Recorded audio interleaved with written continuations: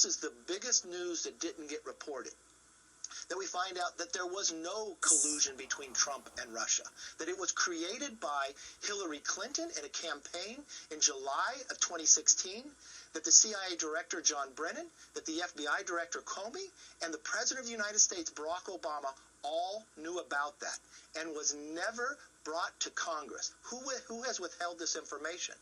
Credit to Director Radcliffe for that transparency of releasing it to the House and Senate. That was GOP House Minority Leader Kevin McCarthy on this program back in October of 2020. After then, Director of National Intelligence John Ratcliffe declassified notes confirming that the Steele dossier was completely fabricated by Hillary Clinton's campaign. John Ratcliffe, the man who exposed this and other Russia lies, joins me right now. Congressman, Director, it's great to see you. Thanks very much for being here, and thank you for all of your work all of these years, John. Well, you as well, Maria. You've been an important part of getting this story out to at least some of the American people, and I'm glad that, you know, the developments that have happened this week, that some of the American people are getting to see some of the information that I saw as the Director of National Intelligence that was so important. And it was so important for you to get this out. There is now a third indictment. We'll show those three indictments on the screen right now. And then I want to get into the two most important items that you declassified. You declassified these things before the election of 2020. And you also identified what specifically happened. Let's talk about John Durham's handwritten notes and what they say. This was one of the most important things that you declassified. John Brennan, sorry, listen to me. John Brennan's notes, and they were handwritten notes, and we're going to show them on the screen right now. Tell me what they said. Yeah, so let's start at the beginning. You know, we talked about this. I talked on this show with you about many things as a member of Congress, but when I became the Director of National Intelligence, I said, listen, I want to see all of the intelligence about this supposed Russian collusion. And what I found was, and as you're finding out, is there was, of course, no Russian collusion between the Trump campaign and Russia. But what I did see in intelligence documents, some of which I've now declassified, that there was collusion involving the Clinton campaign and Russians to create a dossier. And so what John Brennan's notes reveal is, you know, we talk about these indictments. Igor Danchenko is now the third person to be criminally indicted in connection with the Steele dossier for peddling something that was known to be false to the FBI.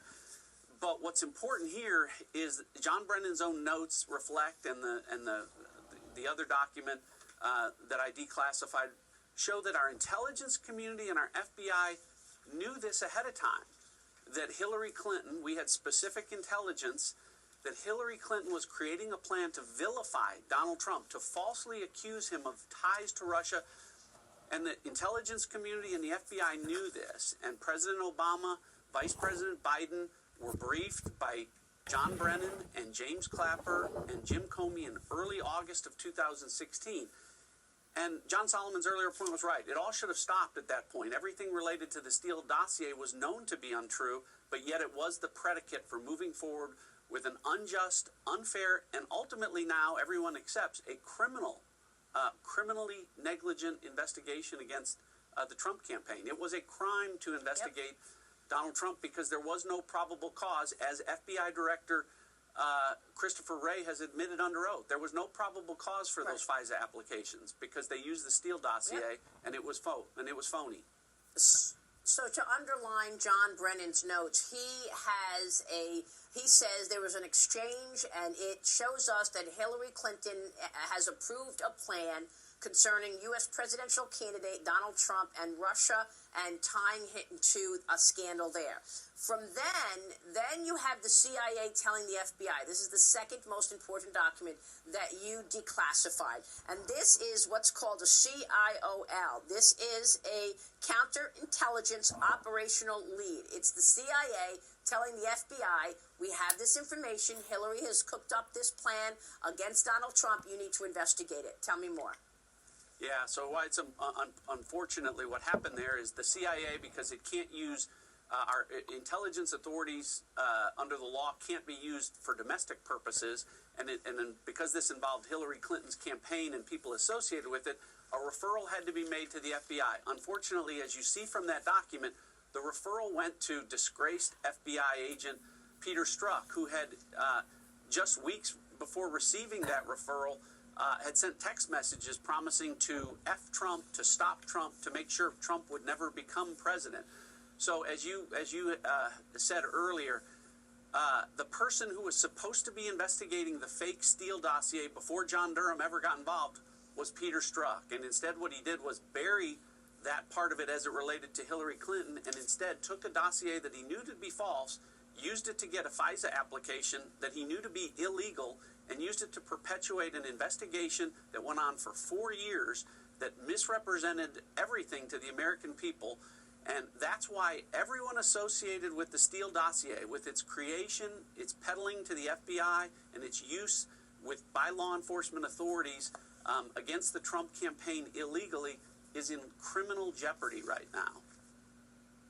So do you think that that is what John Durham is looking at? Do you think we will see potential indictments?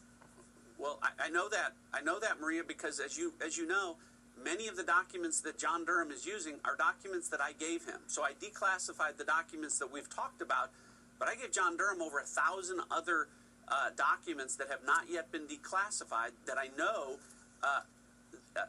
include intelligence that goes specifically to this criminal activity that would be the basis for further indictments. And, again, what happened with the Steele dossier, a grand jury is saying was criminal in nature, and I expect that all of the folks that are involved with creating it and peddling it falsely would be in jeopardy. And I know that that's what John Durham is looking at. And as I talked about, this goes to the highest levels of our government in the government agencies involved.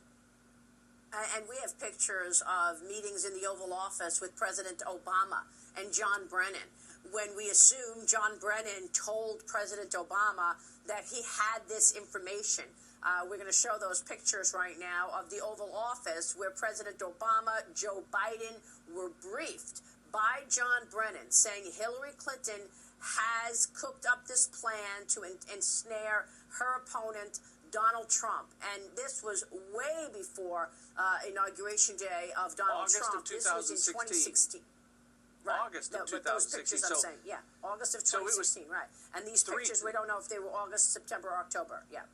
Well, the briefings occurred in August of 2016, so several months before the election. And again, Peter Strzok and folks at the FBI knew that the Steele dossier was a Hillary Clinton creation. And as the Danchenko indictment reflects, Maria, not only did Hillary Clinton commission the creation of the Steele dossier, people that worked for her served as the sources for that information.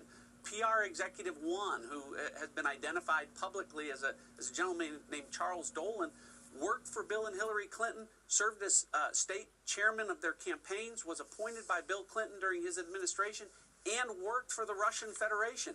He was a source of the information, some of the most salacious allegations against Paul Manafort and about Donald Trump and the Ritz-Carlton Hotel. So all of that was make-believe. It was bogus, and folks within the law enforcement community particularly were aware of that and yet used it illegally and peddled it for a great period of time for a political purpose, which is just not only inappropriate, but as you're finding out, criminal as well. And I expect I said a long time ago to you, Maria, I expect there to be many indictments. I haven't backed off of that, and I continue to think that there are going to be many indictments based on the intelligence that I gave to John Durham and that I have seen.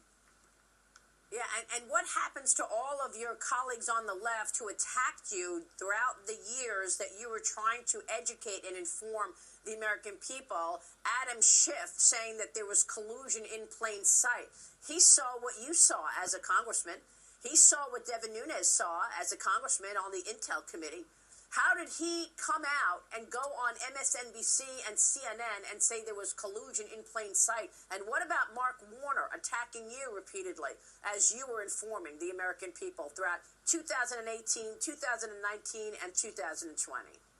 Not only in that time frame as a member of Congress, but as the Director of National Intelligence, I briefed Mark Warner. I briefed Adam Schiff. I shared this information with them.